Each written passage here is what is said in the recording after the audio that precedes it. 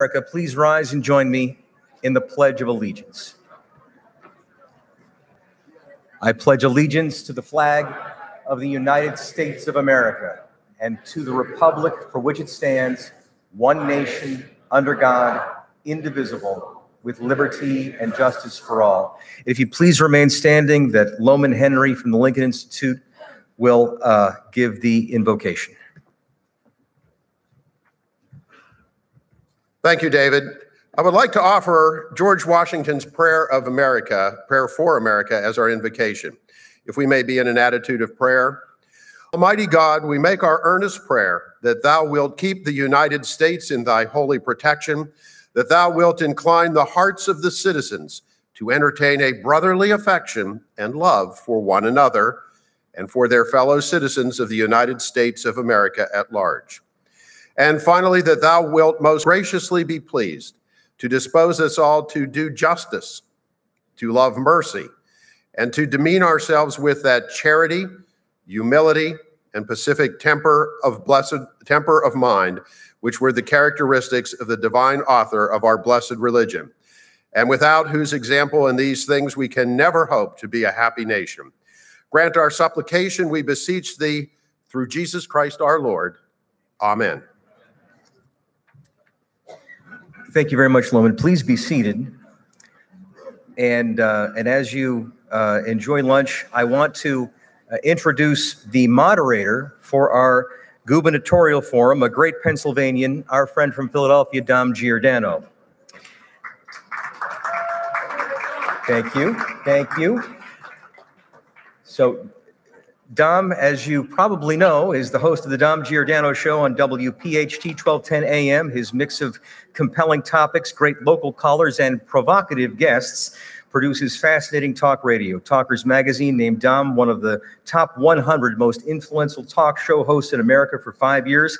Dom is a frequent guest commentator on the Fox News Channel, CNN's Talk Back Live, Court TV, It's Your Call on Comcast CN8, NBC 10 News, and WHYY TV news programs. Dom is the frequent fill-in host for the Lou Dobbs radio show and formerly for the Radio Factor with Bill O'Reilly. Dom is a living legend, and I'm very glad to hand things over to him now. Please welcome Dom Giordano. Thank you. Thanks for being here today. And this is a very, very important race, as we all know.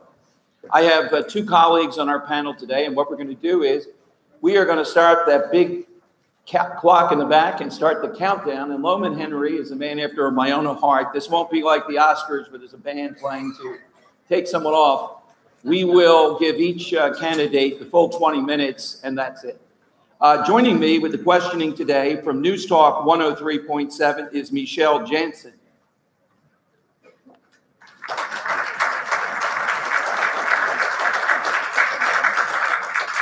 And also joining us from the Allegheny Institute is Colin McNickle.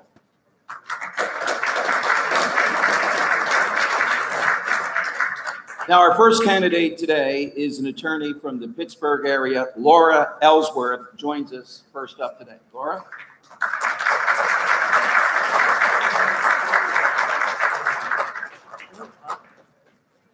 Thanks, Laura. Sure. See? So, Colin, if you would be so good, we'll go to you with the first question. Thank you very much. Article 8, Section 8 of the Pennsylvania Constitution mandates that the credit of the Commonwealth shall not be pledged or loaned to any individual, company, corporation, or association, nor shall the Commonwealth become a joint owner or stockholder in any company, corporation, or association. Yet directly and or by proxy, the Commonwealth, no matter whether led by Republicans or Democrats, does this all the time with grants and loans to businesses. What does Article 8, Section 8 mean to you? And to the larger point, what business does government have turning taxpayers involuntarily into venture capitalists? So I believe, as I've said on many occasions, that the state of Pennsylvania needs two things that every business needs, and I'm going to get to your constitutional question. It needs two things that every one of our businesses and organizations has to be successful: a business plan and a sound budget. And it has neither. And so the first thing that I have talked about that I would do as governor is I would develop a 10-year business plan for Pennsylvania as a visual. We call it the map. It will be where we intend as Pennsylvanians to take Pennsylvania 10 years hence. To answer your question, I don't believe that government converts taxpayers into citizens, but I do believe that government is a customer service business that has an obligation to deliver to every one of its citizens a fertile field where their businesses can grow and thrive and develop, and they can provide the jobs to their communities and look out for one another in their communities as every one of us does. In order to do that, I do believe that there are times where there is an investment that is needed by government that comes through the constitutional legislative process that is called for in other aspects of our Constitution, as you well know, that in a collaborative, completely transparent, and honest way brings together citizens and makes what are intelligent investments in the future of Pennsylvania. And I believe it is consistent with the Constitution and indeed necessary for us to think of every expenditure of taxpayer dollars as an investment for which we demand an ROI, a return on investment. Can I interrupt and ask, sure. Colin, is that consistent with what you're proposing here with the Constitution? With all due respect, that's not consistent with Article 8, Section 8. And how do you rationalize that? You mentioned other areas of the Constitution. Please cite those other areas in your defense. I think if you look at the entire structure, the separation of powers structure of government, it is designed to provide legislation that provides with appropriate preemption, that provides the government with not only the right and ability, but indeed responsibility to create the kind of economic climate that provides economic opportunity for its citizens. And I believe that's consistent with the Constitution as I read it. Isn't that climate better created by lowering taxes and onerous regulations for all instead of trying to pick winners and losers? Oh, I disagree with you. I was not talking about picking winners or losers. I was not talking about raising taxes. What I'm talking about, and I've talked about it elsewhere, is reducing taxes, reducing regulation. Those are the things that are absolutely imperative aspects of creating the fertile business climate that I described for you. In addition to those things, it is sometimes necessary to create economic investments, not corporate welfare. I have been very clear, that any investments that I believe that government makes to build economic incentives ought to be front-end only or ought to be dependent on the actual benefits provided by any government. That's why I think it works with the Constitution. Okay, so I'm sorry. One follow-up. So where do you draw the line? Where is it okay and how much money, taxpayer money, should be used for your purposes? Where should that line be drawn? If you look at delivering on the promise of Pennsylvania, it is on our website. I have been very explicit about where I believe we should reduce taxes, where we should reduce regulations, and how, and where and how I believe we should make investments in our future economy. We don't have time to talk about it now. Can you succinctly, to his point, distinguish that? When is it? What's the line that's crossed that you're proposing to do? Something that Colin and maybe a lot of people in the room thinks is business as usual, not constitutional at least. I think that the general answer I will give you, and I please do take a look at the plan because we spent a lot of time being very, very clear about what we are intending to do. I think the line is if it is beneficial to the private businesses and citizens of our community that are trying to do the best in their individual communities to make their businesses stronger and their communities stronger. If it benefits them, it is a worthy investment that the government ought to make. All right, Michele, I'm sorry, Colin, I got to... Well, I wish you would answer the question. I don't think you've answered it directly. Okay. And I'll ask all the candidates to really answer the questions. Michele. Just in the last couple of weeks, there's been a Wall Street Journal article that said how states and municipalities' economies are going broke, basically. And no matter how they look at the data, all roads lead back to Medicaid and pensions.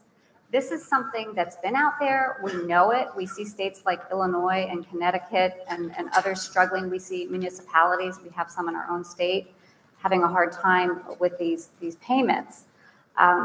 Between 2008 and 2016, just for example, the state and local governments, they say about of 136 billion more in taxes, 2/3 of that went to pensions and Medicaid. So focusing on the pension part, I'm going to ask a two-part question. One thing I find very obvious, people do not understand this, that our public sector pensions are so underfunded. They use even the term, the 70 billion that supposedly we have accrued liability that's not paid for. It's actually probably more like 100 billion when you more realistically look at the how you figure that. We're not paying that down. And even despite pension reform that we got last year, that doesn't address any of that liability. That's all for the future. So number one, how do we educate people? Because we have school districts that are now having to raise taxes maximally because of the pension payments. And yet, as each contract comes up, unions are asking for more salaries, not thinking of how this plays into the whole pension problem. And people don't seem to understand that this is not going to clear up in the next few years. This is going to hurt us in about 10 or 12 years. We might be looking at pension systems that are completely have to rely on the general fund to pay our pension debt. So the pension issue has been a subject of interest for me. I chaired the Pennsylvania Economy League for many years, where pension and pension reform was one of the key issues. We actually did the very heavy lifting in the math that led to the pension reform that we did have to date. And for all of you in this room, you understand this, that the pension problem that Michele refers to is why your property taxes are going up. It is why that more than 60 cents of every new education dollar goes to pensions and not into the classroom. It is why the money we put into transportation and public transit goes into pensions. So we need to solve the pension problem. And I would say the CSRS and PSRS, the state level pensions, are entirely different than the municipal pensions. One of the things we studied on the PEL for many years was the municipal pension problem, which we're not even talking about at this point, is even more dire in many respects. So I think strategically the decision that has been made to date is to do CSRS and PSRS first. Here are two things that I have proposed specifically in the plan that I encourage you to look at. We need to, in my view, sell the state store system and apply the proceeds of that to pay down the pension. If we do that, your property taxes will come down, the availability of the product will increase, we will increase the security in the pension, which we owe to the people in the pension system, it will be better. Here's the other thing I would recommend. One of the things, you won't like this, Colin, but one of the things that I talk about quite a bit is public-private partnerships. In our law firm, we do these across the country. There are billions and billions of dollars being spent on public-private partnerships across this country. And you know who the biggest investors are in them? Pension funds. Pension funds. So I would go to the pension funds of Pennsylvania and I would say, if I can give you a better rate of return than the 1.3% that you're currently getting, which is a different issue that we will get to, if I can give you a better rate of return, why don't you take some of the $73 billion in assets that you have? I understand you're underfunding, but you have $73 billion in assets. Invest those assets in our plan, our 10-year plan. Here is a particular aspect of our plan where we need to make business investment to compete against the other states who are competing against us for new and expanded business. If you do that, we will give you not only a better rate of return you're getting, we will also give you the dedicated tax revenues of the new business that we will enable to grow and come to Pennsylvania and thrive so that it will pay down your pension. In that way, what we're doing is we're using the pension dollars to help solve the pension problem while at the same time growing our economy, growing the tax base this way, creating jobs and creating opportunity for all of you. That's the way we need to start thinking, and we can no longer have the lazy thinking of tax it or cut, tax or cut. We need smarter, better, more capable people in Harrisburg. Well, on that, about smarter and more capable in Harrisburg, I think we're all in agreement. I wanted to ask you about the issue of illegal immigration. And Tom Wolf, on any number of these issues, seems to me to have gotten a pass. And I don't know your position fully on this. You and I have talked a little bit about it in an interview, about sanctuary cities and things of that nature. The federal government looking at where I am in Philadelphia, Philadelphia basically saying we'll do whatever we want. What do you see your role as governor around that? Where would you come down on that? What would you do with executive power? So I think sanctuary cities, many of you have heard me say before, the label sanctuary cities is a bad and dangerous label because what it broadcasts to everybody is that this is a lawless place. And if you do that broadcast, you will get lawless people of many different kinds. So I think that is wrong. I think that it is a federal issue. Our borders are a federal issue. I think the laws and rules that apply to these issues are federal issues. and we have to be mindful of those federal issues. And I also believe that it is important for local law enforcement to cooperate in a reasonable manner with the feds, with ICE. I'm But I don't.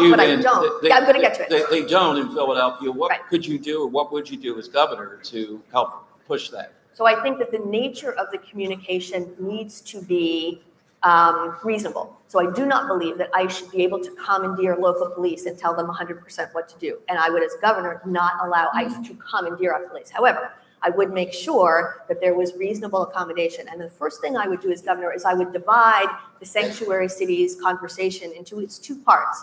And by using the label, we do not address the issue. And the issue, to me, is this, and this is what I would broach as governor.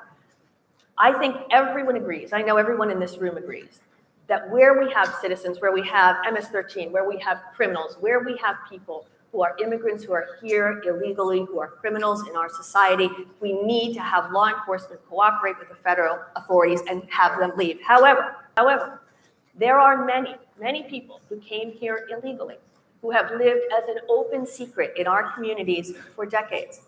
And they have cared for our children and our elderly parents and our gardens and our homes. And these are people that we have known for decades, and we go to church with them. And their children have been born here, and they are American citizens. And if they are deported and they leave, they will leave those children behind because they will never take them back to the place where they came.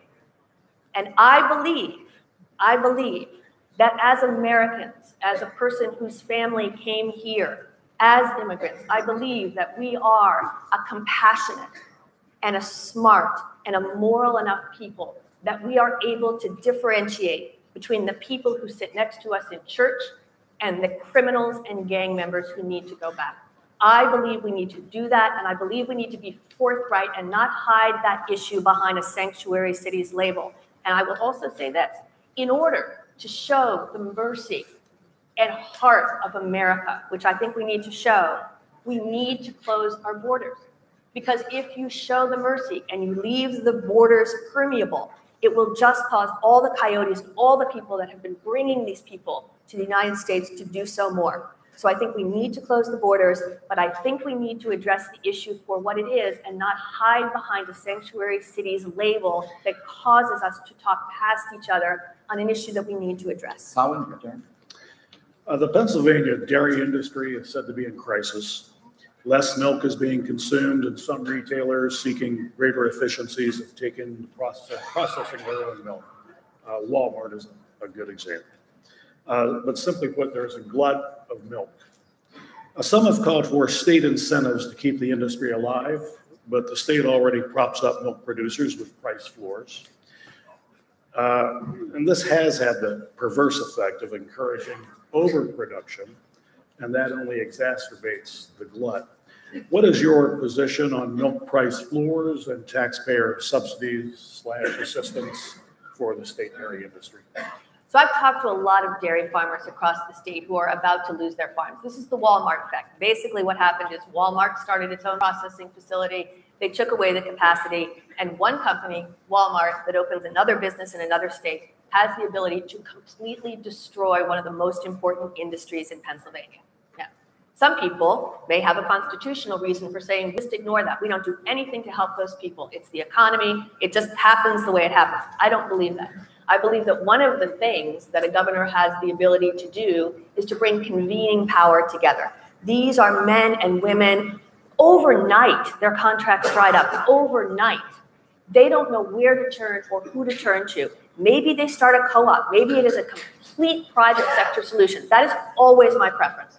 It is always my preference because I believe the private sector does literally everything better than government. And the more we can drive solutions into the private sector and help people solve problems for themselves, we ought to do that. I personally believe that that is an option here. I believe that the convening power of the governor and the ability to bring certain resources, private sector, to the table, I see it in my mind's eye a way that you could come to a solution that would help these people. I do not believe they should be abandoned to the fate that a Walmart delivers to them. And I think that's part of a government's responsibility. But do you believe that taxpayers should subsidize dairy farmers? I just answered the question. I would prefer a private sector solution to that, and I believe there is one there.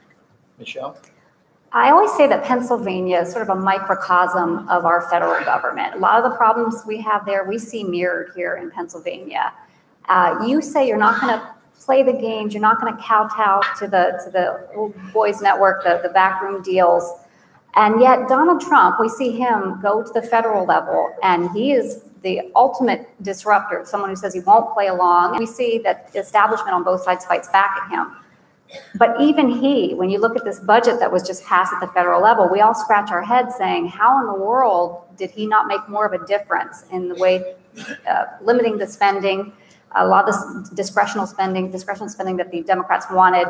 He wasn't able to do that, and the leadership wasn't able to do that. How are you going to go into this atmosphere that we have here with our narrow majority, if it would retain that, and make a big difference in changing that atmosphere and getting away from those entrenched policies that would keep you from doing what you want to do? I will tell you what my experience has been in that regard, right? My experience has been in working on civic problems for more than 15 years, across the aisle, in ways, though from the private sector, but leading civic projects. I think there are two things that I've come to learn. Number one, everybody wants to get behind a good idea. Everybody wants to be part of something that is a really good, constructive solution for people. So I think the first way I would answer that question is saying, come up with good, constructive ideas and then get people to come along with you. It is also my experience that calling people swamp people and yelling at them and denigrating them is not the way to get powerful, healthy ego people to line up behind you and follow you forward. So I do not think that that is a healthy leadership model. Nor am I naive enough to believe that if you give an order, it's going to be automatically followed as a matter of honor. That is not the way Harrisburg works, and I understand that. But I also know, having done it, that when you work across the aisle with people in good faith, and you know, as I do, as a lawyer for 40 years, I've worked in an adversary system, and I believe with everything I am, I know that opposing views argued hard produce the greatest truth, but only if we listen to each other and search together for the common great truth, the great good. That is what a commonwealth is, the commonwealth, the common good, where people have sworn an oath to be for one another and for the common good. That's who we have always been. That's who we are. And with a leader who understands that and has demonstrated leadership ability to harness that and lead that, there is nothing that this state cannot accomplish. One final question we might have time for. The death penalty has not been brought up among the candidates on the Republican side too much that I've seen. But I think what Governor Wolf has done is beyond ridiculous. A moratorium, studying it when multiple of studies have been done. If you were the candidate, how would you proceed? What's your position on it? And how would you proceed to make that an issue if you think it should be? As a general rule, I do not believe that it is a governor's right to ignore the law. I didn't believe it when Obama did it. I don't believe it when I see Tom Wolf do it. I think the death penalty is a particular issue, and knowing about it quite a bit from a lawyer's perspective and from the Innocence Project and from other things, I think there is a place for it where it has a demonstrated deterrent effect. There, I think there is a purpose and a place. So I'm asking you, if it's adjudicated first-degree murder, someone gets the death penalty, would you sign the warrants, or why wouldn't you sign a death penalty warrant? In situations where I believe the death penalty has a deterrent effect, there I believe it is responsible. But when you have a rule of law, but we just talked about, excuse me, following the law. When you have a rule of law and there is a warrant that came through a sound judicial process, then I think it is the responsibility of the governor to carry out the law. So you would just sign the death penalty? I can't answer that legal question. I don't want to quibble with you on legal things, but. Okay. Colin, I think I answered. Well, we don't have time. I'm sorry. Well, thanks very much, candidate Ellsworth here. Thanks for participating today. Thank you. I appreciate it. Thank you very much. Thank you. Next up, we have the Libertarian candidate for governor, Ken Krawchuk, businessman, joins us for the next 20-minute session. Thank you, Ron. Hi, everybody. You're up, Colin. I'll ask you the same question that I began with our first candidate. Article 8, Section 8 of the Pennsylvania Constitution. What does that mean to you? People who know me know that I always carry my Constitution with me. And by the way, I should start off by saying thank you to the Pennsylvania Leadership Conference for inviting me today. This is my first time I've been here. I've met a lot of like-minded people. It's great to be here. First of all, you'll see that my Constitution is tabbed. One of those tabs is that very article, because I see that as the cause of our pension crisis. I ran for governor in 2002 against Ed Rendell and Mike Fisher. And back then, the pension crisis was still young. There was a big cutback in the stock market, and that led to the pension crisis in the first place. And I raised that issue saying, somebody's breaking the law. We should not be breaking the law. We should not be investing taxpayer money, as you put it before, making the citizens into venture capitalists. We should not be doing that. So I would be against any sort of investment like that. Michele? Well, then that takes me back to the first question that I asked. We do know that we are suffering from pension and Medicaid costs. That is the two biggest costs facing the state and the municipalities. I'll ask you the same question. How do we get across to the average person that this is a crisis, that it will not solve itself? The pension reform is not paying down the liability. How do we make them understand that their own pensions in the future could be risked if we would go broke as a state? Well, let's take those one at a time, Michele. First of all, the pension crisis. As I said, we know what caused it. Now, what do you and I do when we don't have enough money? We tighten our belts, we prioritize, we figure out what it is we can afford to do and what we can't afford to do. Obviously, with the money that we have in the pension fund right now, there's not enough to do what we need to do. So what I would do is I would recapitalize that pension fund. There are promises made. I don't know who made them. They made them illegally. Somebody broke the law to make those promises. So what I would do is I would take the cash that we have available for the pension fund and refigure out the benefits that could come from that, and turn it from a defined benefit to a defined contribution, whatever left. Now, I know that's going to leave a lot of teachers high and dry. So what I would propose is that we, the people, let's hold a telethon. How many people love their teachers? Right? I had some great teachers. Would you contribute to help them, to help save the pension fund? Something like a Jerry Lewis telethon for teachers. Because you can't hold a gun to the people of Pennsylvania for illegal promises. We do what we can with what we can. We prioritize. Just like when I get to Thursday and I'm waiting for Friday's paycheck. But you can't turn defined contribution to the people who already have the defined benefit. They're guaranteed to continue on in that plan. That's true. And as I say, the way I would fund it is by turning to the people of Pennsylvania and asking for voluntary contributions. And if those voluntary contributions fall short, then we renegotiate those illegal deals that we made in the first place. So that's half your question. The other half is Medicaid. The question is, how do we get across to people the importance and the impact of Medicaid? And whenever somebody asks me about any kind of federal money coming into Pennsylvania, I look at federal money like a drug. Feds say, here, have some money, it won't hurt. And we accept it. But it's like a drug dealer saying, here, have some drugs, it's not going to hurt. And a little more, a little more. Next thing you know, you're addicted to federal money. And I think that's the case now. What is this? Thank you. Thank you. We've got to end that addiction. Now, there's a very good reason why we should not accept federal money. Do you know what happens? Let me get out my wallet here. Do you know what happens when you send $1 to Washington? The first thing that happens to that dollar, most of it vanishes into the bureaucracy. And this is what comes back to the states. But like any government, the state has its own bureaucracy. Most of it vanishes again. This is what comes back to help the sick people. You're lucky if you get a dime on the dollar back from every federal dollar you send. I don't think we should have the Medicaid program set up federally. I think we should do it on a more local level, because that way you could help 10 times as many people. You could build 10 times as many roads, educate 10 times as many kids. Federal money is just a bad idea, and I will work not to accept it. Ken, I hope you don't have to do this too many times a day. I was just thinking, you make a lot of campaign stops. Well, Don, you know what I do? I tape them back together and I spend them. Okay, perfect. By the way, if somebody wants this dollar bill, I'll trade it for any other Federal Reserve note. So tell me, during this campaign stretch, Ken, because we've talked over the years, of course, what do you see as an issue for Libertarian in Pennsylvania?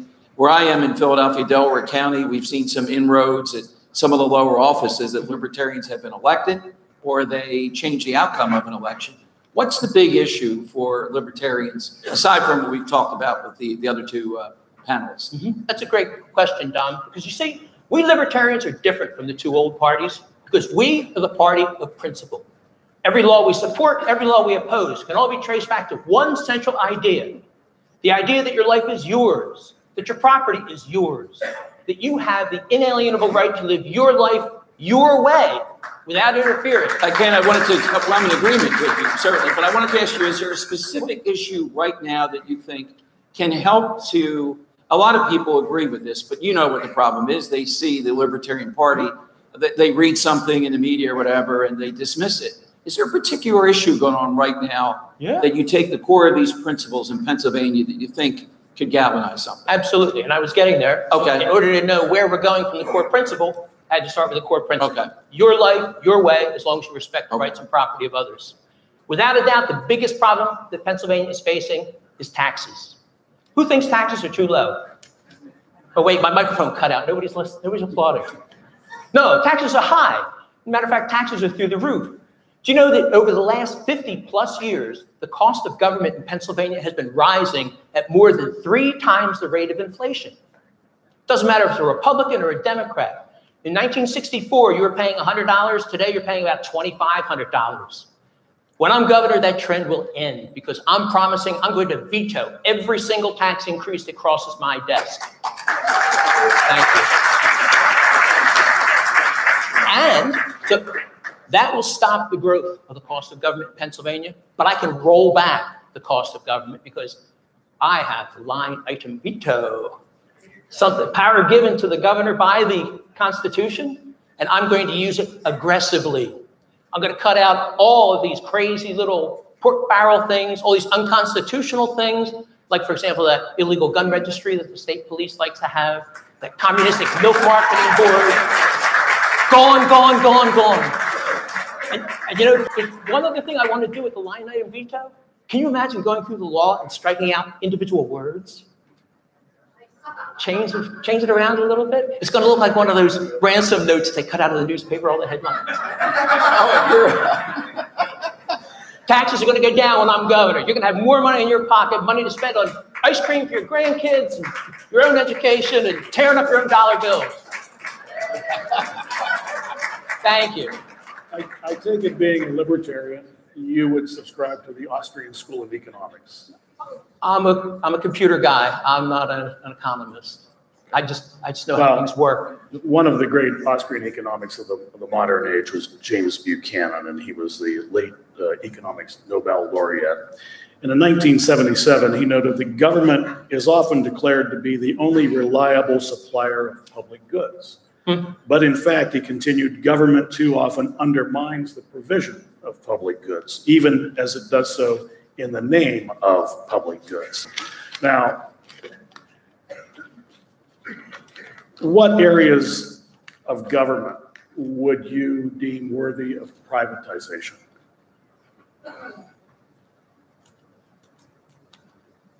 Lots. Right now, 80% of Pennsylvania's budget is dedicated toward giveaway programs. So that's where I'd start. You start with the biggest one. If you do a small percentage cut, it's got a huge end result. One of the things that I'm supporting is called the Universal Charitable Credit Act. Arizona has done this, and it has worked very well.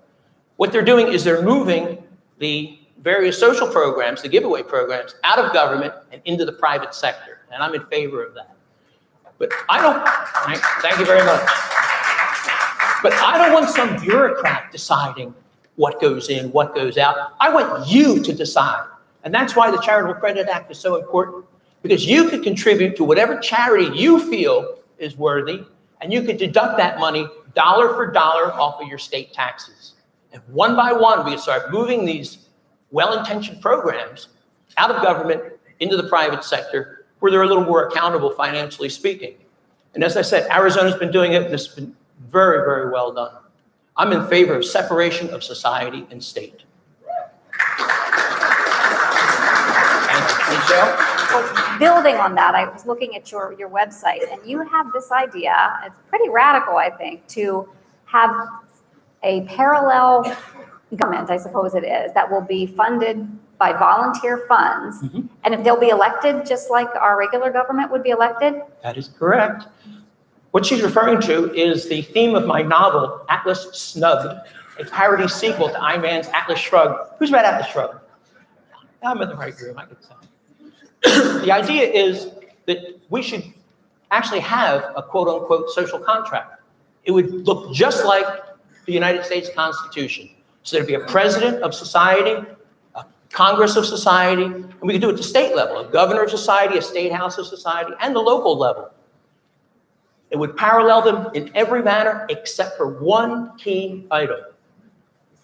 The government, the society, would not have the coercive power of taxation. That means that they could pass a Social Security Act, but they couldn't hold a gun to your head and garnish your wages to pay for it. They could fund free public education around the state, but they couldn't tax your property to pay for it. They could put in curb cuts in your local city, but they couldn't do an earned income tax to pay for it. All money would be voluntarily contributed. That would act as a governor, pardon the pun, on spending. Again, if you only have so much money, that's all there is. When people say, oh, what about the free riders, Ken? Okay, I'm not worried about it. If 1 person in 10 contributes, we know that. You can plan ahead with that with your budget and base your budget on that money. And if there's a disaster like the hurricane relief, people give in buckets when it comes to things like that. But then you find out, oh, the Red Cross wasted it on 10 million tarps they didn't use, or the United Way gave it to some abortion group or something like that. And you don't want that. If you had society where people were elected to choose these voluntary guidelines, then you could vote the bum out if he's going to be a bad person. And if you really feel strongly about supporting society, then you could do that. So Sally Struthers might be the president of National Society. I would be the governor of Pennsylvania Society.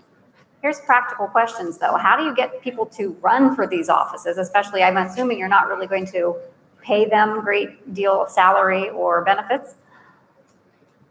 Would you like to run? Think of it this way. The people who would run for society, by definition, would be caring people because they want to see the needy people helped. That's why I'm thinking to myself, I'd be one of the people who run for that right away. Since they're already the caring, needy people, there's a lot of them out there. Americans are more generous than any other people on the planet. So I don't think that would be an issue. I think we can get people to come out and vote. We have a hard time getting people to come out and vote for our system as it is. I could talk about that too. That's a separate thing. But no, if it comes back to the same question as the free rider issue. If 30% or 70% of the people don't want to participate, fine. The rest of us will help the needy. Everybody doesn't agree on everything. There's no 2 people who agree on everything. But by bring them together in society, they can argue about it, discuss the best way to help the needy, the best way to get prescription drugs to the seniors, the best way to educate our children, the best way to take care of this crazy opioid crisis. Let's talk about that. Let's talk about the drug aspect of this and libertarians. Over the years, and I've had on the national people and all that, that's the rap against libertarians. Just any drug at any time, no laws, anything at all. And yet we have the opiate crisis right now. Yet we have in New Jersey a move to legalize marijuana. Pennsylvania may be next. What do you think you would say as a governor toward dealing with the opiate crisis, illegal drugs, and marijuana? Well, first of all, the way you phrase that question, it's not really a rap against us. It's actually our pride to end this insane war on drugs. And let me tell you why with relation to the opioid crisis. Studies have been done, and do you realize that virtually every single opioid death is accidental? 2 main reasons why that happens. Because they're mixing the opioids with other commonly available drugs, whether they're licit or illicit, and the combination, the person dies. They didn't mean to die. But the more stronger case is because the drugs they're buying are street drugs. There's no quality control. So you're going to get fentanyl in there. You don't know what it is. Can you imagine going into a bar saying, yeah, give me a beer. You take a sip. And right, but Ken, can I interrupt? Dude. So let's cut to the chase. You're proposing then we help people through a purity of drugs to inflict this damage on their life, yet bail them out from dying while they're damaging themselves severely. Well, I come at it from 2 points of view. Okay. I don't see it as we're not bailing them out, but it comes back to my principle, the central principle. You have the right to live your life your way without interference, provided you respect the rights and property of others. Now, let me finish. Well, I'm one of the others. How about me? Do you think people are just going to consume these in the most pristine laboratory type of conditions? No. Because, and two reasons why. First of all, it's not my duty to tell you how to run your life. I hope you don't do drugs, but if you do, what am I going to do? Put you in a cage? No, I'm asking about my right not to be inflicted upon if you're on the roads or if you're violent or whatever the other situation may come out of this. The crime stands on its own regardless of the cause. So if somebody is drunk and crashes into you, Right. uses a legal drug, they should stand trial. If somebody is on whatever, they should stand trial. That's punishment for the crime. I don't care why you did it. You may hate somebody because of the color of their skin or their religion. I don't care why. I don't believe in thought crime. So your solution to the opiate crisis, not solution, but as governor, would be to do what? Higher quality opiate drugs. Well, let me finish up with one thing. Portugal has made all drugs legal. Their opioid deaths have plummeted. Their crime has plummeted. My solution, when I'm governor, I go to my friend, the Constitution. The Constitution gives the governor the power over pardon and commuting sentences. My first day in office, I'm going to start the ball rolling to pardon every single nonviolent drug offender that's currently in prison. Well, can I ask you the definition of nonviolent drug offender? How about a guy who is a major drug dealer, kilos of drugs? Is that a nonviolent drug offender? Who is he offended? He's selling the drugs. The person who has hurt themselves. Excuse me, who is he offended? He hasn't offended anyone. He hasn't. No. Well, what was the crime that was committed? What person has been damaged? If there's no victim, there's no crime. Tons of victims. The people that are innocent victims, children and others, of somebody making a profit off of selling a deadly product. No, every gun makers earn a profit off selling. No, that is a Second Amendment right. I don't need to tell you that. It's a constitutional, it's a protection right. They are not selling a deadly product. Ken, I would tell you there's a big difference to me between a drug dealer and Smith & Wesson. Let me talk about a drug dealer. My brother came down with Hodgkin's disease, as a lymphatic cancer. And in order to combat the nausea and loss of appetite from the chemotherapy drugs, the doctor said, the best thing I can tell you to do is go out and buy some marijuana. And this is maybe 20 years ago. My brother's fine now, by the way. He survived. The person my brother bought that marijuana from, if he did, I won't say he did, what would you call that guy? Would you call him a criminal, or would you call him a hero? So when you look at it, say, oh, the pusher. Now, if he's pushing drugs on kids or something like that, he should stay safely in prison. But if you were just kicking back, watching The Simpsons, smoking a joint, you're going to get a get out of jail free card from this governor. Okay, we're not talking about marijuana, though. We do have medical marijuana, thank God. Yeah, what did it take, 2 years? Do you know what we should do? We should just legalize it right off the bat. All right, my daughter, we have time for one other question. Right ahead. War on drugs is insane, and I'm going to end it when I'm governor. Conservatives and even libertarians generally consider themselves to be conservationists when it comes to the environment. Liberals and progressives typically call themselves environmentalists. Yep. Where do you stand on the balance between reasonable regulation and environment? Wow, that's a great question, because I'm a huge environmental person. In fact, we camped out last night coming here. My wife and I met on a camping trip. So we're out there all the time. We do whitewater canoeing. I love Pennsylvania's rivers, the Lehigh and everything like that. We need to protect our environment. But what I would consider reasonable regulation is to bring in one of the laws we already have on the books.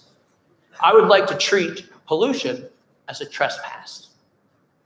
So if your water, your dirty air, whatever is leaking onto somebody else's property or in their air, even a bright light shining on your house, we treat that as a trespass. You would have all the options, all the remedies available to you against trespassers to use against the polluters. You can make them stop, you can force them to clean it up, and if they don't, we can start fining them, jail them. Everything that's right there now for trespass, we can use for the environment. So we can clean up the environment, and we would be responsible for looking and saying, hey, my neighbor, look what he's doing. And you can just use trespass. So we can clean up the environment using the existing laws. Answer your question? Thank you. Well, Ken, thank you. Thanks very much. Thanks for joining us today. Thanks for the demonstration of money. Thank you. It has been fun. Businessman. Thank you. Thank you. 10K4PA.com. We'll see you in the fall. Did you get everything? Okay. Thank you very much. Thank you. Take the rest of your, your bills behind there. Can't forget my Constitution. All right, our next candidate is Paul Mango, businessman. Mr. Mango.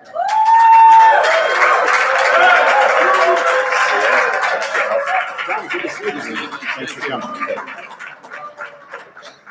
All right, Michele, it's your turn.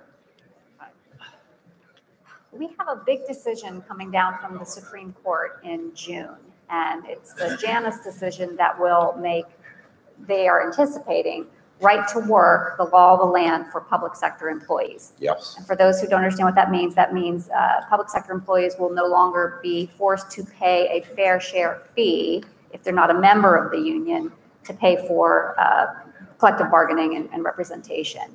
This has been a big issue, and the unions have fought it. We've tried to put it through on legislation in the state as well. Yep. How do you anticipate that will affect the way you will address things like reforms that we have not been able to get through of late? Will you make sure that reforms such as paycheck protection and prevailing wage could move forward after that decision? Yeah. So we're very excited about Janus versus the state of Illinois, and I think as the governor said there once, public sector unions through political activity should not be able to choose their negotiators, but that's what's happening. And guess who's the chief negotiator with the public sector unions in the Commonwealth of Pennsylvania? Thomas the Tax Engine Wolf, right? So we're very excited about this potential. I have a view on unions that separates public sector from some of our trade unions, and even within the public sector.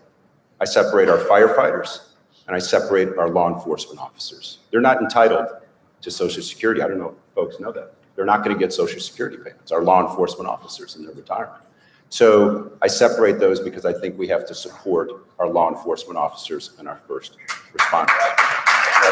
But I got to tell you, this is going to be a seismic decision, and I think it's going to come our way with Judge Gorsuch there. And I think this will be the start to the end of the public sector unions who are destroying our schools, who are destroying our Commonwealth and not permitting the growth that we see. I think it's an opportunity for any future governor to then move ahead and address the larger issues associated with our public sector unions. Colin? An administrative law judge of the State Public Utility Commission has recommended that PUC regulators deny a request by the Laurel Pipeline Company to reverse the flow direction of the western part of its major pipeline. The judge said any potential economic loss by Laurel is outweighed by the greater potential loss to the public. But an analysis by the Allegheny Institute concludes that reversal would enhance competition, not harm it, and thus be a good thing for everyone in the long run. What's your position on the proposed Laurel Pipeline reversal? And is there anyone in particular at the Allegheny Institute, Colin, who was behind that report? I'm just wondering.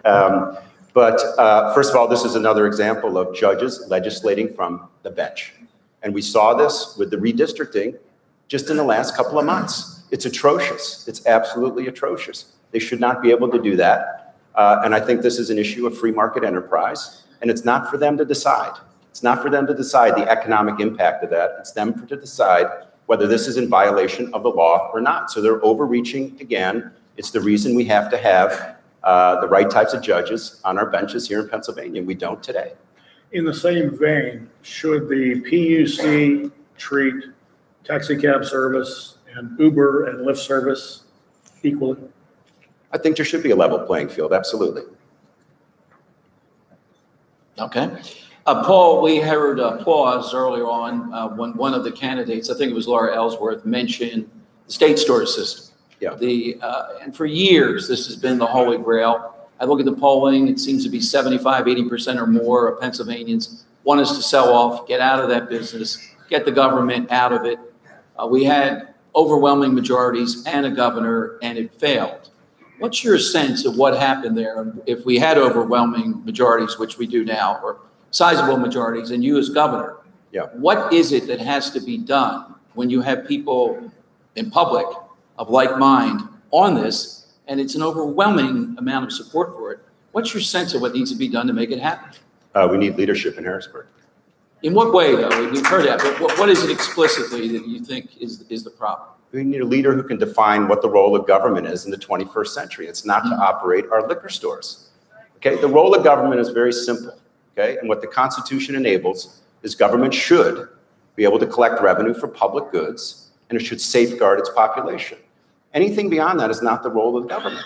The role of the government is not to deliver these programs, and it's certainly not to be involved in anything that requires customer service or innovation or adaptation, because it's proven to us for the last 200 years that it's fundamentally unable to do that. So we need a leader who has a vision for what the role of government is in the 21st century. And by the way, I'm the only candidate who's articulated that vision for the people of Pennsylvania. You can get it on our website. What is the role of government in the 21st century? It's to stimulate innovation and adaptation in our local communities. It's not to try to deliver these programs itself. It's way overreach. As I've said before, the government's reach far exceeds its grasp. We need to pull it back.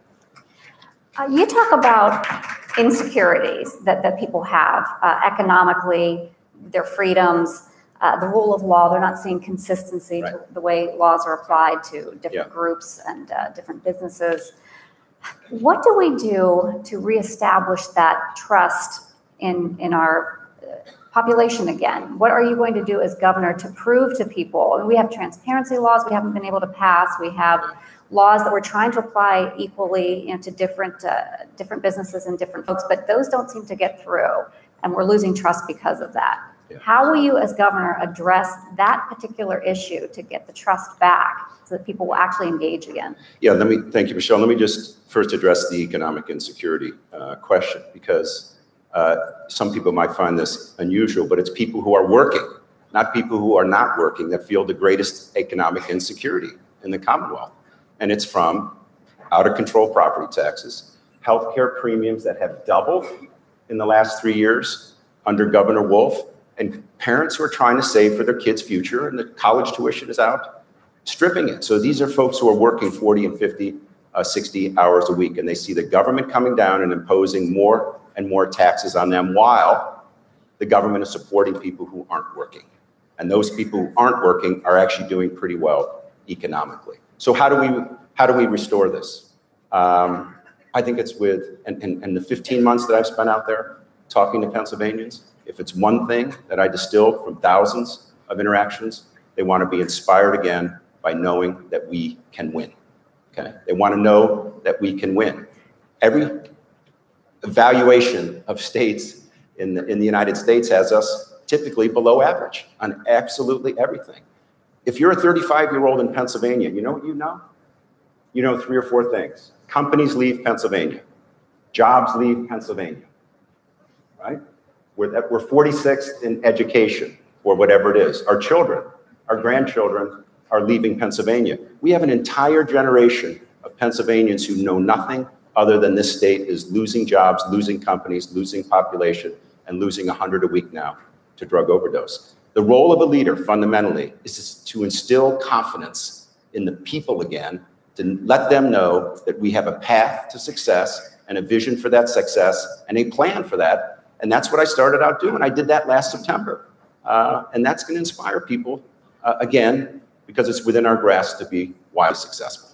Paul, let me ask you a question that might be bleed into policy and kind of the elephant in the room as we sit here today. The Republican committee, Val DeGiorgio and others have called upon you to take down an ad that is hard-hitting, in which you accuse one of your opponents of being, I believe, a slumlord, a deadbeat dad, and an 84-year-old woman whose trash was not picked up and still billed for that, among other things. And you tease at the end something about violence to come in the next ad. Yeah. So are you considering taking down that ad? And if not, why are you going to continue it? Absolutely not. And let me tell you why. And let's just back up. Let's just back up. Just back up. And thanks for that question, Dom. I really appreciate it. I really appreciate it. Well, I have a follow-up. We'll see. Okay, good. Let's just back up. We have a singular objective in this campaign. And that's to turn around the trajectory of the Commonwealth of Pennsylvania, restore the dream of America to the people of Pennsylvania. We can't do that unless we beat Tom Wolf. Right. So let's think about how we're going to beat Tom Wolf. Tom Wolf is not Hillary Clinton. That's a good thing and that's a bad thing for us. It's a bad thing because we absolutely need to have an alternative, compelling, positive vision based on issues, if we're ever going to beat him. So our campaign started focused very much on issues. We were the first one to articulate a plan and a future for the Commonwealth of Pennsylvania. We're the first one who put out to let's bring faith and family values back into our narrative. Let's bring that back into our narrative. You cannot have a free society if you don't base it on Judeo-Christian values. It's not only for my spiritual well-being that I believe that, it's for the well-being of our democracy. We had that. We put out an issues plan on what is the future role of government in the 21st century. Excuse me, people in the audience, I'll control this with the candidate or you'll be removed, okay? We're not going to scream out nonsense here. So, excuse me, that's second warning, okay?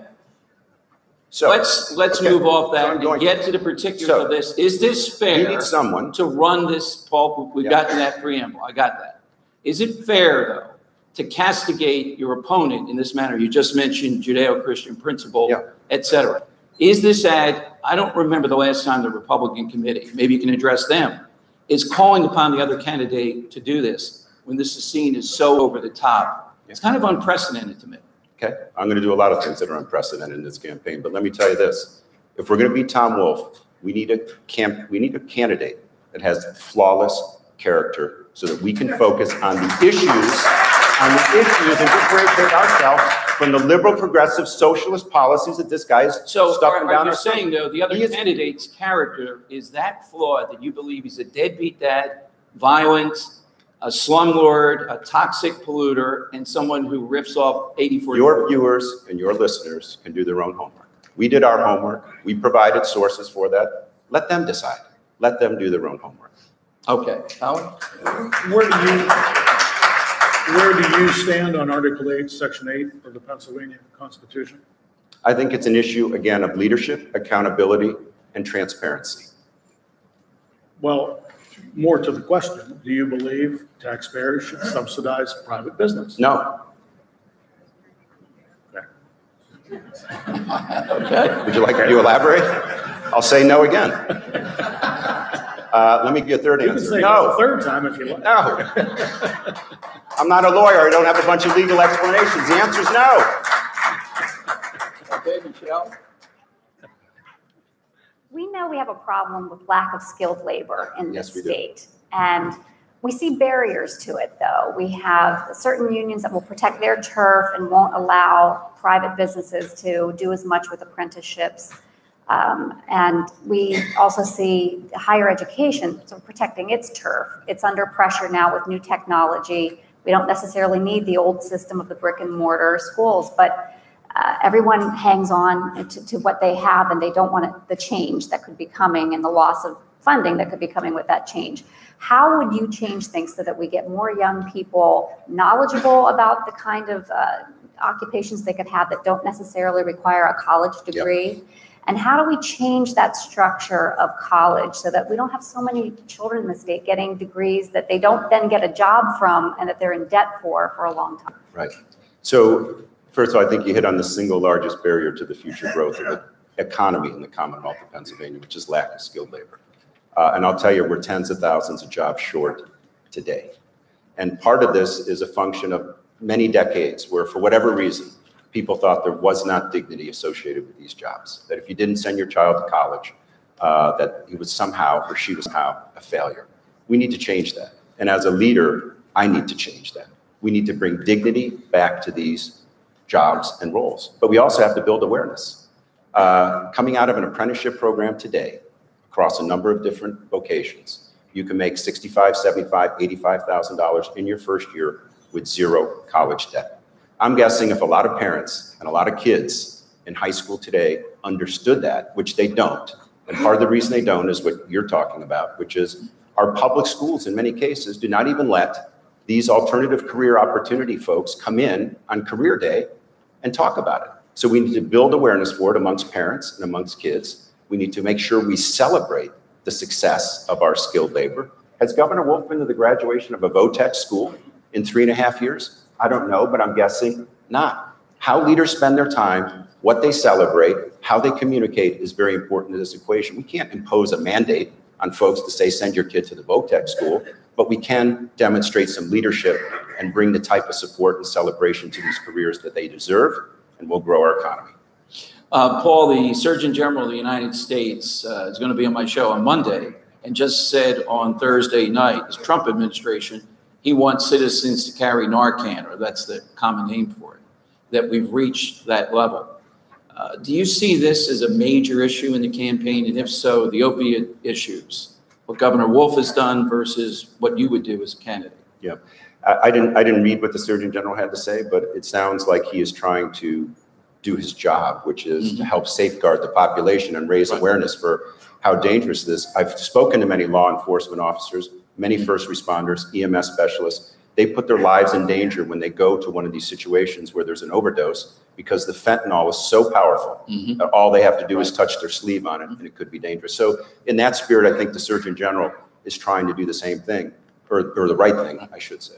But I'm very much against one-size-fits-all mandates from above. I'm very much against that. I am much more of a guy who says, let's raise the awareness for these dangers, and let's let local communities do this in a way that meets their own threats, meets their own needs, and doesn't have to respond to a mandate from either Harrisburg or Washington, D.C. Very good. Colin? It's often said incorrectly that excessive government regulation is a perverse tax on economic growth that actually retards growth. If you would become governor, can you name one regulation that you would either use your executive powers or you would work with the legislature to repeal? Yeah, and I've spoken to many different business leaders about this, and they do not complain about any specific regulation. What they complain about is two things: timing to get a permit and culture. Okay, so as a leader, where I would start is first, we should not have to, as one business leader told me, move heaven to move earth in Pennsylvania. But that is what is happening.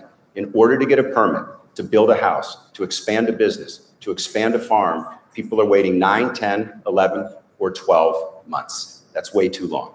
But even worse, it's the attitude that Governor Tom Wolf has instilled, the culture that he has instilled in the Department of Environmental Protection, the PennDOT, and Department of Labor and Industry, which is anyone who's trying to hire another Pennsylvanian, create prosperity, or expand a business is somehow a bad person. We have to reverse that completely and say the role of government and these regulatory agencies is the following. Let's ensure that we can enable those who are going to create prosperity for Pennsylvanians to do so while we're protecting our environment. I bet you if we talk to 6,000 or 7,000 employees in the Department of Environmental Protection, not one of them would have that answer. This is fundamentally a cultural issue and a capability issue. It's not, at least according to the business leaders that I've talked to, fundamentally an issue of any single regulation. Michele? We just had Senator Toomey in our area this past week speaking to business leaders. And when he asked them what were they most concerned about, they brought up I-81. And I-81 crosses through a good portion of Pennsylvania. Sure. It's become a very dangerous road. We're now trying to attract Amazon to come and bring its headquarters here. We know more products and services are going to be delivered via large trucks, and that these roads are taking a beating. Right.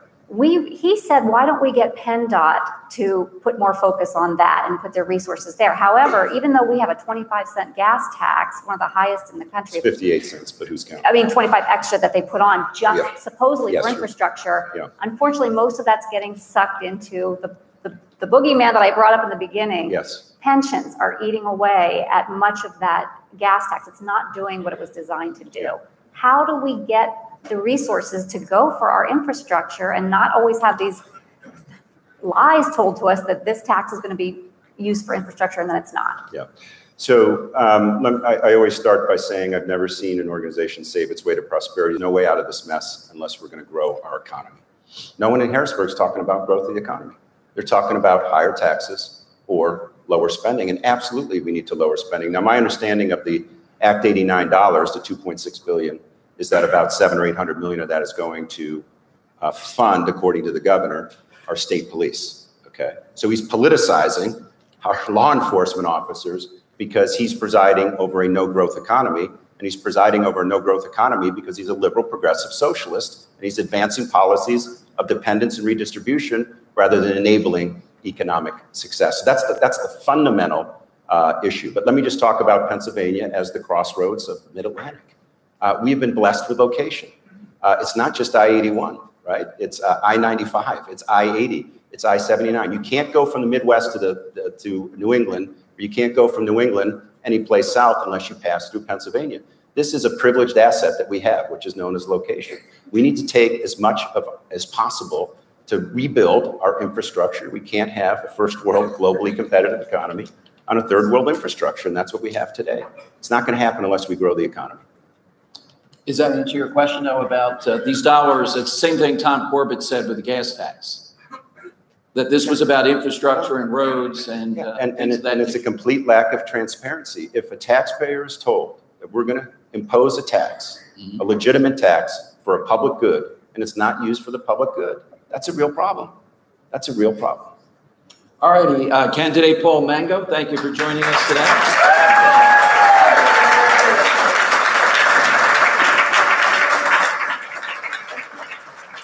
Our final candidate today is State Senator Scott Wagner.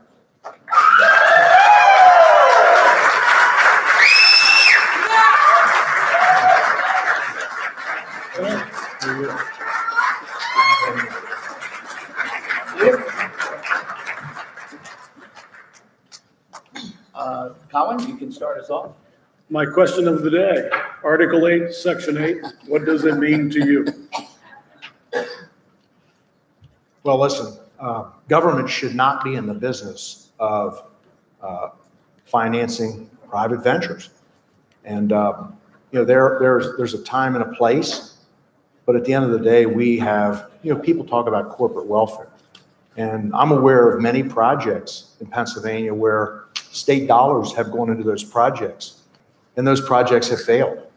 And it's not, you know, what the intention of tax dollars are really made for, or intended for. So, you know, it's a very complex issue, but the bottom line is, listen, recycling markets in my company have dropped dramatically because of the actions of the president with the Chinese tariffs and some other things. And my revenues are off at my recycling facility $800,000 a month from 6 months ago. And should I come to Harrisburg and ask for a bailout? I'd love to, but guess what? I shouldn't be given a bailout. So it depends where the funds go. And, you know, you asked earlier, one of the other candidates about, you know, should we be in the business of being a private equity fund? No, we shouldn't. There's plenty of private sector money on the sidelines that should be used for a lot of these projects. Well, in the same vein, should taxpayers' money be used to aid dairy farmers? No, I think, you know, you asked that question. That's a very complex issue when you understand Walmart has a processing facility out of the state.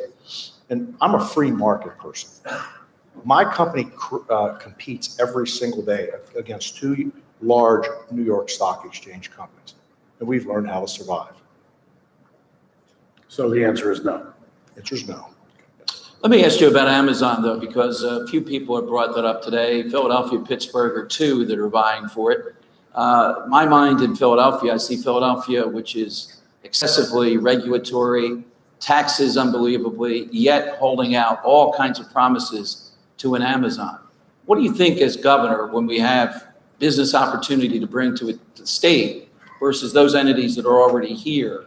What would you do as governor? And I think it's kind of a follow-up to some of the things Colin's talking about here, as far as enticing business, but not picking winners and losers. Listen, I think we'd all love to have Amazon here in Pennsylvania. But if you go back to the Foxconn deal that we worked on in the last 2 years, that deal ended up going to Wisconsin. Michigan actually had a package, an incentive package that was 25% greater than what Wisconsin offered because it was mainly tax cuts, tax breaks, tax incentives. If you look at the Wisconsin deal, it was almost all cash. I mean, where did $3 billion come from? But, you know, I have a completely different angle on this. I'd like to see Amazon come to Pennsylvania. But what about all the businesses that are here now? How about let's start rolling back regulations on the existing businesses that are here?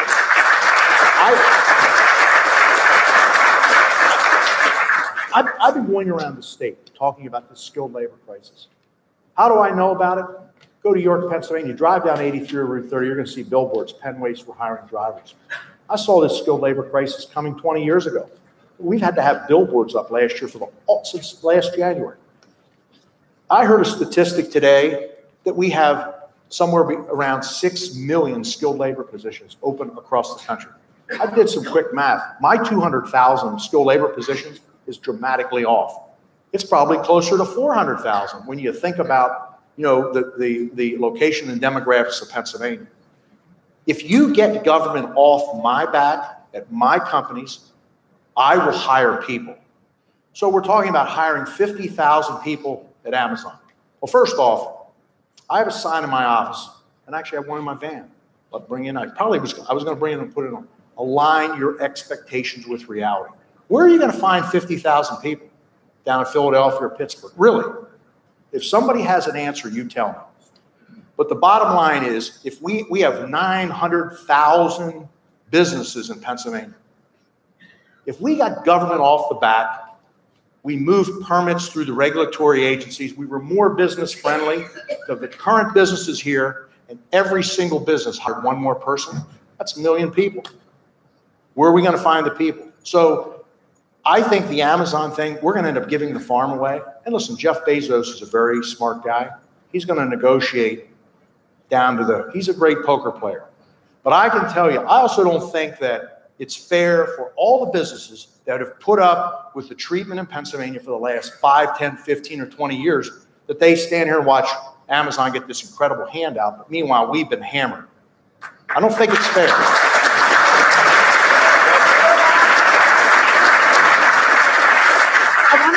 I want to ask you about something. It's been a controversial subject, but it's the SOGI language added to the Fairness Act in Pennsylvania. The SOGI, the sexual orientation, gender identification language. And your point of view has been you want businesses. Supposedly it's good for business if we are not seen as a discriminatory state. Others worry about extreme advantages that could be taken of such a law to allow boys into girls' locker rooms. But putting aside the two extremes, letting another group into our civil rights laws is not a small thing. I mean, shame on us as a country that we even had to make special protections for groups, but we did it because there were institutional laws that kept people of a certain race or a certain religion, certain ethnicity from enjoying the full benefits of our country. Although there's social stigma of the LGBT community, they cannot make the same claims about vast institutional laws against them. So that might be one reason to think twice before putting another group into this law. But what people who I talk to are concerned with and call in on our station is they're worried about the implications of religious liberties being interfered with. Because although you're right, there's no mention of bathroom in the law itself, the way this is being interpreted in other states with similar laws is that accommodation does call for looking at things like that. And we know lawyers are very good at using laws like this to go after businesses or groups. We know there's some people not taking it to the Supreme Court to save their businesses from being destroyed because on a religious reason, they didn't want to accommodate this law. What do you say to people with those concerns about this? Well, Michele, let's go back and let's start. And I'm going to take some time on this because this appears to be a very large issue that I think people have to understand. I talked to a lot of people in the lobby. I keep hearing bathroom bill, bathroom bill. Michele, can you give me the bill number of that bathroom bill? There is no such thing. There is no such thing. I'm a co-sponsor on a bill that has to do with anti-discrimination for housing or discrimination in the classes that you just mentioned for housing, employment, and public accommodation. Now, Dom, if you and I go back here to the Hope Motel this afternoon and we decide we want to get a room together, and they say to us, hey, by the way, are you those, whatever? And we say, yeah. And they say, well, we can't, no, we don't do that. Or let's say Dom is my CFO of my company, okay? And over the weekend, he decides that, he just wants to change his lifestyle. Think I should fire him, Michele, on Monday morning? Should I have the ability to fire Dom? In Pennsylvania, you can do that. You could go rent an apartment. You go to buying a home. Let's listen. Let's This is back to employment, housing, public accommodations. But I keep hearing this bathroom bill. Listen, if Michelle, if you go back to the ladies' room, Dom decides to come in to the men's room or the ladies' room, it's against the law. Call the police, or somebody call the police. Save Michelle. But you want, and I keep hearing this, and I understand the religious, concerns. And I've heard enough about this, and I'm trying to balance it, and potentially we're going to work on something this week, and I'm going to introduce some legislation that would take care of these concerns. But this bathroom bill, folks, frankly, I'm really getting tired of hearing about it. Why don't we pick up, Dom, why don't we get your phone? Why don't we call the parents that are grieving this morning when their child died of a drug overdose? Listen, folks, we have bigger fish to fry here. We have people losing their homes because they can't pay their real estate taxes, skilled labor crisis, pension crisis. There's a whole list. Let me interrupt and say this in fairness, though, and I get that I know that you're sensitive toward this, and I get this. It's going on for a while, but we can walk and chew gum at the same time. Right. I defend Michelle's question, and I would ask you specifically then, what are you going to do, Scott, that you're going to introduce this week for the people here that you think will take away this sense that you think is outlandish about the bathroom? People are concerned about this infringing on their religious freedoms. Right. And number one, let me be clear. I'm not out promoting boys and girls using bathrooms together. Someone else is doing that for me. And I will not sign legislation that will, open up the third bathroom issue here in Pennsylvania. But the Human Relations Commission, I mean, they are putting language in to talk about things like that. They're making recommendations. But here's my other fear. You're talking about the Pennsylvania Human Relations Commission? Yes. Because they went around the legislature this past spring. They need a little retooling and reinventing. But here's another totally different thing having to do with, not having to do so much with, although I do worry about the conflict of rights versus rights. But in Maryland, they just passed a law saying that no minor be given what they call conversion therapy. It's now banned. If the governor signs it, it will be banned. And people think of it in terms of homosexuality. And the bill is full of science that shows it's not very effective. It could even be harmful. But then they put gender identity in there as well. The science is not so clear on that. And in fact, most gender dysphoric children, the vast majority of them, embrace their sexual biological sex by the time they hit their teenage years in a healthy way. They put that group in with this bill as well, now saying it's illegal if you don't support them changing, being identified as the opposite sex from their gender dysphoric early thoughts.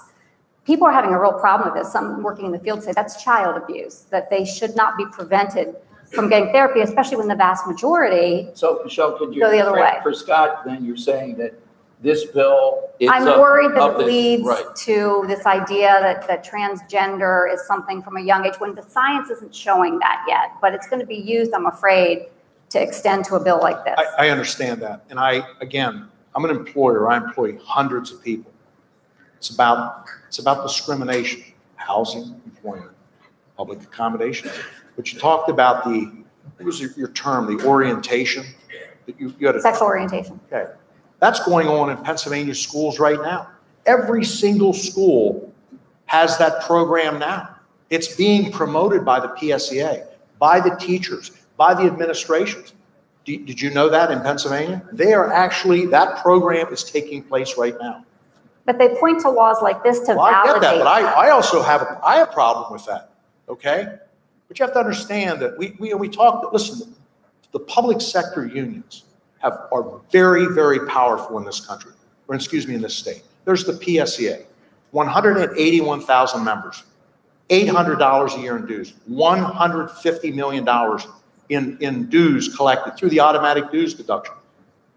Listen, the PSEA is in the thick of a lot of what's going on. The PSEA fights everything, but the bottom line is that program is in our schools now. And you know what? I don't like it, and it needs to stop.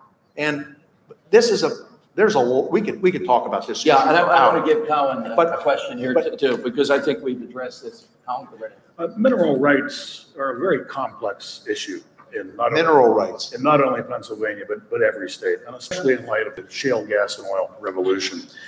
To that end, the Superior Court of Pennsylvania this week upended more than a century of established law by ruling that the rule of capture could not apply to fracking.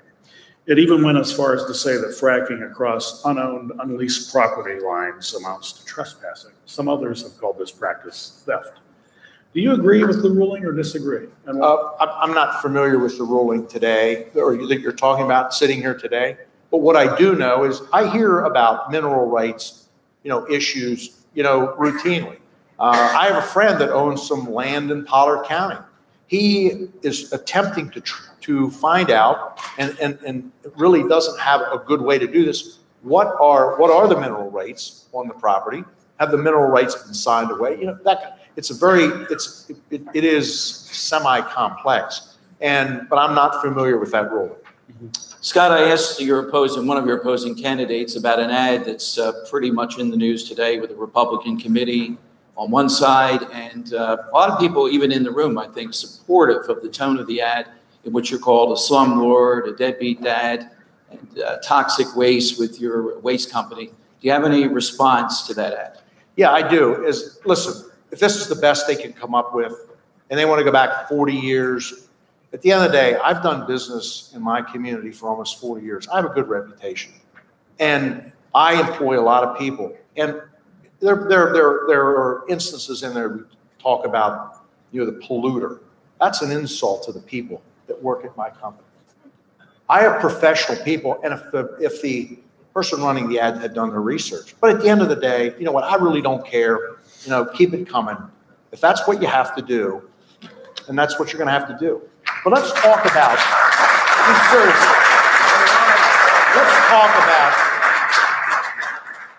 Let's talk about the families that are sitting in their living rooms today, grieving over their son or daughter, or brother, or mother, or father that died of a drug overdose. How about the couple the elderly couple in their 80s, sitting in their kitchen today, trying to figure out how they're going to pay their taxes? I think we have some bigger issues to talk about. Let's talk about the issues, and let's focus on those issues, because we have a lot of issues, and I am the person who's going to solve these issues. Hey, listen, Tom Wolf, folks, we talk about elections have consequences. In the event Tom Wolf gets reelected, it's not going to be good for Pennsylvania. And trust me, Tom Wolf is going to be out trying to jam tax increases down everybody's throats, okay? Like he did as soon as he came into office. Tom Wolf is sitting on almost $15 million. You look at where the money came from. I think it's significant that $250,000 came in from Barack Obama and Eric Holder's redistricting Democrat PAC. Now, do you want to talk about the issues? You want to talk about me being a slime ball? Okay? Michele, I'll let you follow up. Well, actually, I want to turn to accountability, because we are seeing a gross lack of accountability. From everything from things that I've discussed with you before, from the police radio debacle, $1 billion flushed down the drain, it looks like, the labor and industry technology updating that was supposed to happen over years, and it didn't happen, but nobody's being held accountable for why. And then these special funds that came up in the budget process this past year, all this money out there that when they asked the secretaries of these different departments, well, can you account for this? They thought, we found money here, we can use it for our budget. Oh, no, you can't use that. We need it, but they couldn't give the specifics, the accounting, just basic accounting of that money. What are you going to do to fix that accounting? Michele, I have 2 minutes left, and I want to address this. Listen, I joined the Senate through a write-in campaign in 2014. I went to Harrisburg on a mission because, you know what? I was fed up of how I was treated by state agencies and giving a lot of money to politicians who gave me the same story over and over. The bottom line is, let's cut to the chase. Pennsylvania's bankrupt. We need to do something about it. Now, the patient's in the operating room bleeding to death. What are we going to call a chiropractor in? You need to bring somebody in that understands. If anybody has taken the time to watch, I serve on the Appropriations Committee, the Senate Appropriations Committee. We held extensive hearings over the last 4 years. 68 hours, 60 the first year, 80, 60, another 60 this year. You're exactly right. We do not have a revenue problem in Pennsylvania. We have a spending and mismanagement problem. There needs to be accountability. But the people, and the first thing I'm going to do as governor, we are going to zero-based budget. We have the pension crisis. Listen, you know, you talk about the $1 billion on the statewide radio system, the $400 million at different industry on the software system. And by the way, the pension system, you know, one of the reasons that we're in this hole, that we allowed a return of 1.29% in 2016 on $49 billion. 3 third graders could have done a better job, folks. And here's the tragedy, Michele, this is the stuff that angers me. We earned $600 million on that fund, but we paid money managers $416. There's no accountability. As governor, we're going to have accountability. That's the way it's going to be. See, the beauty about this is I'm not looking for another career. And I already have a great career. But what I see absolutely angers me. I've traveled across the state for 4 years. I know the issues inside and out. I have a track record. I'm a leader. I'm a proven leader. 4 years in the Senate. All you have to do, you can say I'm an insider, watch the videos for the last 4 years of all the hearings. I have a 40 years private sector background track record. I'm the person that can turn this state around. Otherwise, it's going to be Tom Wolf and more taxes. Think about that. Thank you, candidate. Scott Wagner here.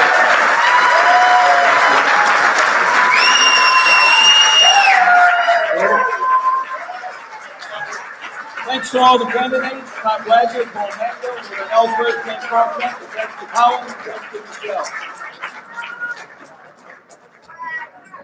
Thank you, everyone. Please join me again in thanking all of our candidates, our moderator, and our media panelists. Thank you very much for being with us. So before you go, we have one last important piece of business to transact, which is, of course, the results of the straw poll. All of you folks who took the time to vote in our straw poll, but I want to welcome to the dais our very good friend, a longtime ally of Pennsylvania Leadership Conference, the Director of Operations for Intermix IT, our friend Scott R. Davis.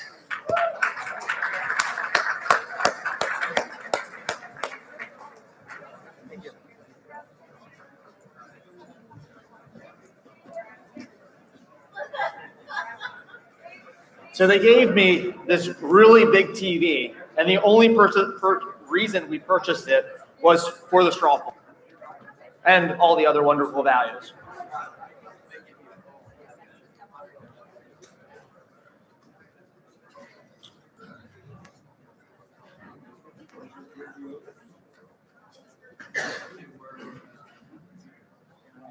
Nate, you ready? All right.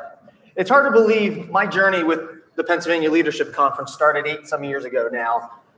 It was actually 9 years ago that I went up to Mr. Loman Henry and I said, hey, why don't we not have a straw poll here?